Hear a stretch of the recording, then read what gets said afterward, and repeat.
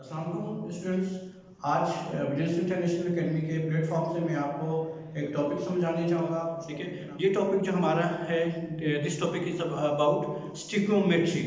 स्टिक्योमेट्री एक टर्म है, ठीक है, केमिस्ट्री के अंदर, और इसका अंडरस्टैंड करना, इसका समझना आपके लिए बहुत ज़रूरी है, क्योंकि यही टॉपिक जो है आपके इस चैप्टर की कोर बनाएगा, इस चैप्टर की बेस बनाएगा, और इसी टॉपिक को लेते हुए हम जो इस चैप्टर को कवर करेंगे। इसके अंदर हम बहुत सी जो है डिफरेंट फार्मूलाज अप्लाई करेंगे, बेसिक फार्मूलाज की बात करेंगे। बेसिकली हमारे पास स्टोकोमेट्री क्या होता है, what is stoichiometry and what is mean of stoichiometry, इसके ऊपर हम बात करेंगे। अगर हम बात करते हैं केमिकल रिएक्शन की बात करते हैं, तो एक क्वेश्चन मैं आपसे पूछ रहा हूँ, एक सवाल पूछ रहा हूँ, बहुत सिंपल सा सवाल है, बेसिक टर्म है। मैं ये पूछ रहा हूँ आपसे कि what is a chemical reaction. एक केमिकल रिएक्शन को आप कैसे बता सकते हैं? वीडियो को पास करें और कमेंट में नीचे आंसर लिखें। 10, 9, 8, 7, 6, 5, 4, 3, 2, 1, 0.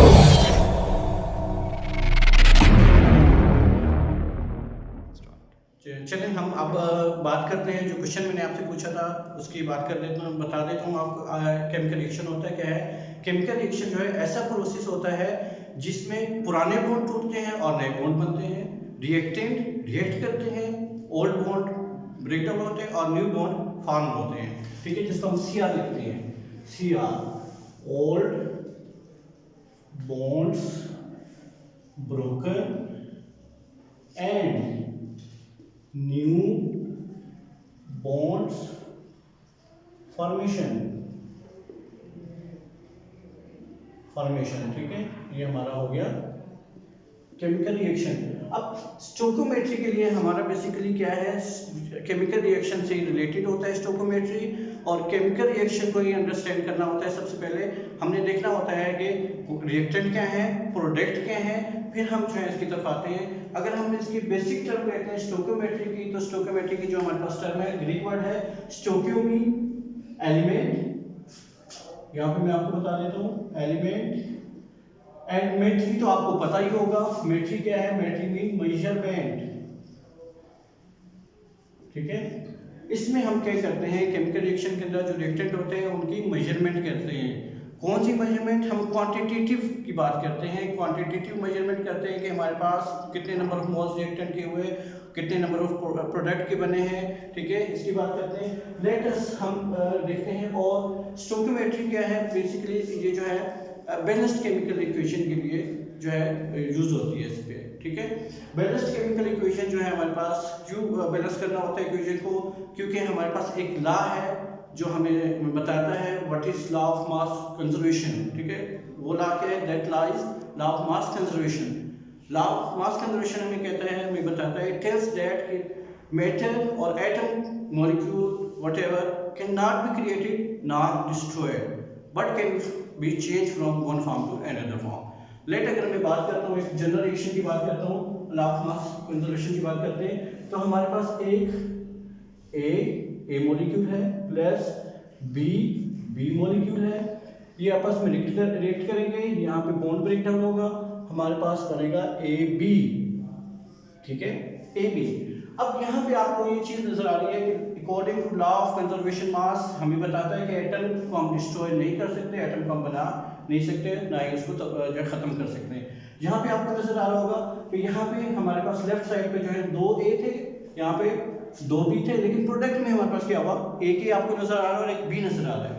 यहाँ पे तो हमारे पास law of mass conservation apply नहीं हुआ according to law of mass conservation के।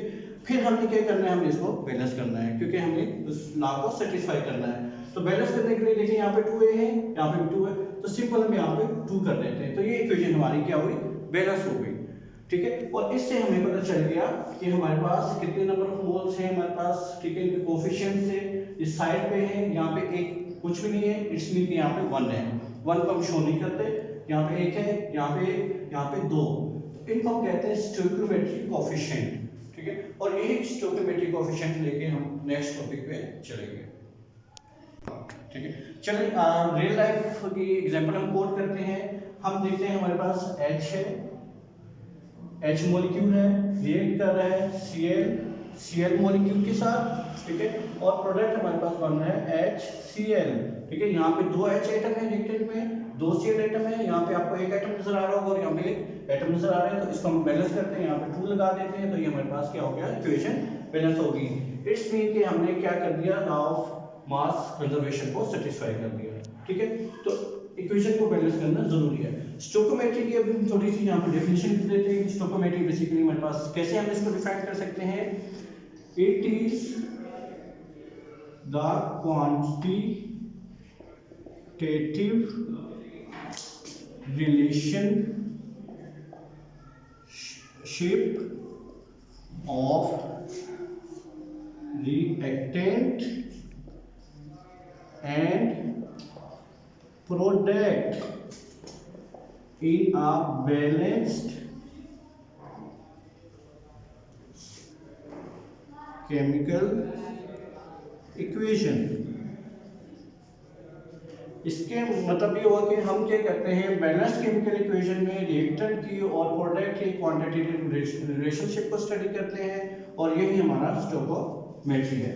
अब स्टोइकोमेट्री आपको ये कंसेप्ट बहुत समझना बहुत जरूरी है, क्योंकि इससे केमिस्ट्री के अंदर जितने भी स्टोइकोमेट्री प्रॉब्लम्स होते हैं, ठीक है, उनकी से रिलेटेड जो है स्टोइकोमेट्री आपको जो है उनका सॉल्यूशन बताती है कि उसको कैसे हमने सॉल्व करना है, ठीक है। स्टोइकोमेट्री कैलकुलेशन करने के अब एक ये फायदा होता है कि जब इंजीनियर वगैरह क्या करते हैं, कोई केमिकल वगैरह बनाते हैं, तो उनको इसी की टर्म की जरूरत होती है, इसी क्वांटिटेटिव रिलेशनशिप और उनकी जरूरत पड़ती है रिएक्टेंट प्रोडक्ट की। फॉर एग्जांपल मैं आपको एक एग्जांपल देता हूँ फायर वर्क की। फायर वर्क के अंदर जितने भी केमिकल्स होते हैं, खास क्वांटिटी के अंदर, एक स्पेसिफिक क्वांटिटी के अंदर जो है उनको ऐड करके एक मिक्सचर बनाया जाता है, जिसके बाद वो जो अपने अपने कलर्स दे रहे होते हैं। अगर वो उनकी क्वांटिटी एक्सीड कर जाए, ठीक है, लिमिटेड क्वांटिटी है, अगर उससे क्वांटिटी से एक्सीड कर जाए तो क्या हो सकता है, एक्सप्लोजन हो सकता है।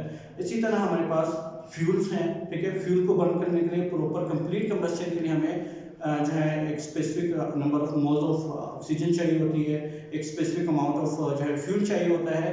अगर स्पेसिफिक अमाउंट में नहीं होगा तो फिर क्या होगा, हमारे पास कंबस्शन प्रॉपर्ली नहीं होगी और एयर पोल्यूशन होगी। इसी तरह हम अगर मेडिसिन की बात करते हैं, तो आप मेडिसिन कभी उठा के देखी होगी, आपने देखा होगा कि मेडिसिन के ऊपर जो है कि आप एक डिस्क्रिप्शन मिलता है उसके अंदर, या उसके अंदर आपको एक लीफलेट मिलता है, या कुछ मेडिसिन के पैकेट्स पे लिखा होता है, उनकी कंपोजिशन लिखी होती है कि इतने परसेंट जो है एक केमिकल डाला हुआ है, इतने परसेंट दूसरा केमिकल डाला हुआ है। अगर उनकी परसेंटेज आगे पीछे हो जाए तो केमिकल जो है परसेंटेज के लिहाज से अगर उनकी चेंजिंग आ जाए तो फिर वो मेडिसिन हमारे लिए इफेक्टिव नहीं रहती। इसी तरह आजकल जो है कोरोना वायरस जो है उसकी वबा फैली हुई है, ठीक है, पैंडेमिक है, इसके अंदर सैनिटाइजर बहुत ज़्यादा यूज़ हो रहा है, और इसके अंदर हम बात करते हैं तो अल्कोहल और ग्लिसरीन की एक स्पेशल क्वांटिटी यूज़ की जाती है।